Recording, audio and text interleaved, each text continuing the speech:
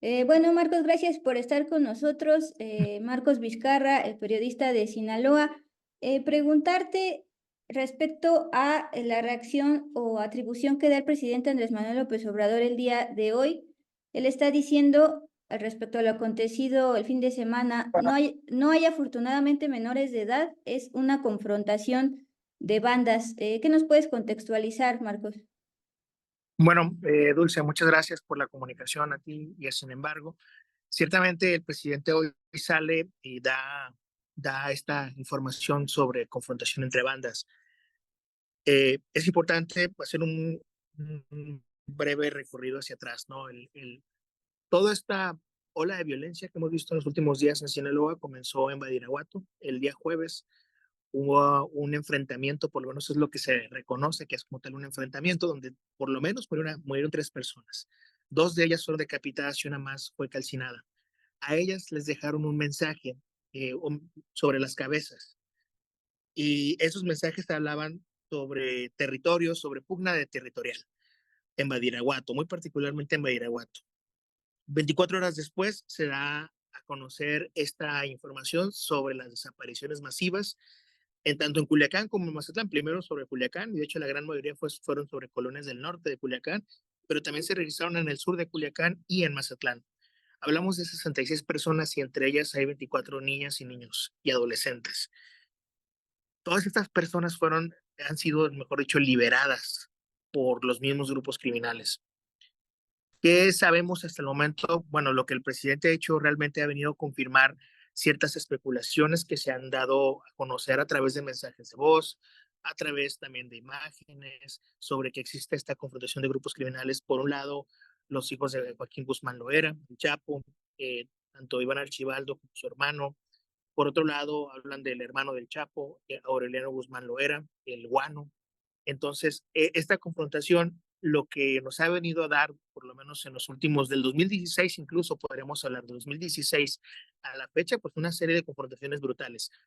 Y me voy hasta 2016 porque habrá que recordar que el 30 de septiembre, la noche del 30 de septiembre y la madrugada del 1 de octubre, ocurrió una situación muy violenta. Hubo una emboscada criminal de parte de grupos armados al norte de la ciudad de Culiacán también. Esta emboscada fue contra militares que trasladaban a un hombre que había sido herido en un enfrentamiento en Badiraguato. Un enfrentamiento que, por cierto, involucraba también a Aureliano Guzmán Loera. Después de esta confrontación, este enfrentamiento y esa emboscada murieron 6 militares, por lo menos se conoce de 6 militares. Hubo todo un proceso de violencia muy grande, todo eso saltó muchísimo. ¿Y qué sucede tiempo después? Apenas unos meses más tarde o prácticamente un año después, empieza a ocurrir, bueno, termina 2016, 2017 se convierte en uno de los años más violentos de la historia de Sinaloa, muchas confrontaciones, los hijos de Joaquín Guzmán Loera peleando territorios con otros grupos criminales del cartel de Sinaloa, como en su momento fue con Damaso López, por ejemplo, el licenciado, que ahora se encuentra preso en Estados Unidos, pero también contra el hermano del Chapo. Luego viene una especie de paz y vuelve otra vez la violencia a partir de 2019, cuando se ocurre esta detención de Ovidio Guzmán López o este intento de detención de Ovidio Guzmán López, el primer culiacanazo, y que bueno, después de 2019 hemos tenido periodos de violencia donde ha saltado a la vista varias cosas, entre ellas una que considero que es muy importante. Han disminuido los homicidios dolosos en Sinaloa, pero ha incrementado las desapariciones forzadas en el estado, sobre todo en municipios como Mazatlán, Culiacán y en Naome, donde se encuentra la ciudad de Los Mochis. Y lo que estamos viendo es que, bueno, el año pasado apenas hablábamos sobre este nuevo Culiacanazo, hablábamos sobre esta situación donde el gobierno de Estados Unidos mantiene un operativo constante y señalamientos constantes, sobre todo a grupos criminales que operan en Sinaloa para la producción de fentanilo. Y ha habido confrontaciones políticas incluso. Eh, hemos tenido esos periodos de violencia, como te hemos venido comentando, sobre temas de desapariciones y lo más reciente, que es lo que sucedió a partir del jueves hasta ayer todavía, que se registró el asesinato de un elemento de la Guardia Nacional y la herida de otro Guardia Nacional, pues nos deja pensando muchísimo en que han sido heridas que no se han reparado por un lado y por otro es que no se ha atacado de manera correcta y de manera constante tampoco la violencia como debería ser en Sinaloa.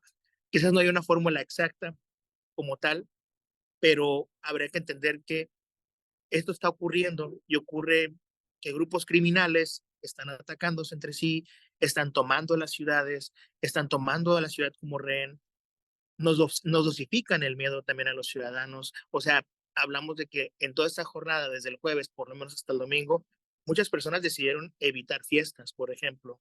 Muchas personas decidieron evitar reuniones. Hubo grupos religiosos que decidieron suspender sus actividades, por ejemplo, durante ayer domingo.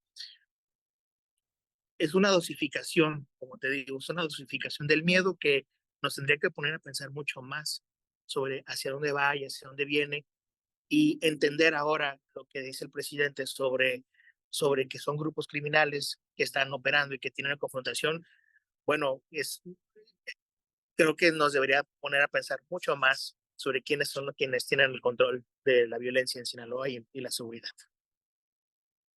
Marcos, mencionas que los toman de rehenes y meten miedo más allá de las familias a todos los habitantes. ¿Este enfrentamiento, entonces, la hipótesis es entre chapitos mismos o también con el Mayo? No, no, no. De hecho, los enfrentamientos lo que nos hablan es que justo es la confrontación entre los chapitos y su tío, el guano, ¿no? Son miembros del mismo cártel, ¿no? De esta organización. Habrá que entender que el cártel es como una cosa horizontal. Nos han hecho ver como si fuera una cosa vertical, ¿no? Como que el Chapo era el líder y todos los demás operaban para él, cuando realmente no. Son miembros de un mismo cártel, son organizaciones distintas, operan en territorios compartidos algunas veces. Y en este caso ahora lo que estamos viendo es que hay una confrontación por territorios entre los hijos del Chapo y el hermano del Chapo. Ya por último, Marcos, el gobernador Rubén Rocha planteó el viernes por la tarde que pues así pasaban, las cosas pasaban así. ¿Cómo fue la comunicación de las autoridades estatales con la ciudadanía para precisamente evitar más incertidumbre de la que ya había? Uy, qué buena pregunta. Ha sido mala. La realidad es que ha sido mala. A partir de, bueno, durante todo el viernes fue malísima. Creo que su control de daños fue pésimo. Cerramos el mismo viernes, por ejemplo, hablando de que con una confirmación de 25 personas cuando había información de partes oficiales de por lo menos 30 personas, de por lo menos 7 familias. Partes oficiales que pudimos conocer la prensa.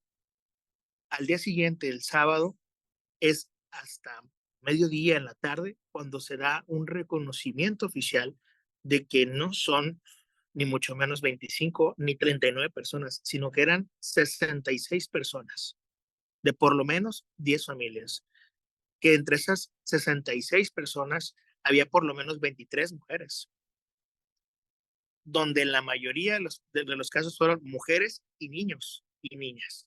O sea, estamos hablando de una situación que realmente fue desbordada, descontrolada. Ellos no pudieron con esto. ¿Y qué hemos tenido? El reconocimiento tácito de que son los grupos criminales quienes han devuelto a las personas. No hay ninguna persona detenida, Dulce, no hay ninguna persona tampoco responsable, no hay ninguna persona señalada. Incluso creo que vale la pena decir, ahora ya se pone cara y se habla de que son confrontaciones entre grupos criminales, pero no tenemos todavía ninguna parte oficial que nos hable de que son grupos criminales de fulana facción o de sutana facción. Solamente sabemos que son grupos criminales que están peleando territorio y que nos dejan a todas las ciudadanas y ciudadanos en Sinaloa a expensas de que un día cuando se levanten con el pie izquierdo van a ir a atacar a otro y van a afectarnos a todas. Marcos, pues muchísimas gracias por tu tiempo y tu reporte hasta el momento. Sería todo, gracias. Muchas gracias a ti, Dulce. Cuídate mucho. Bye bye. Hasta luego.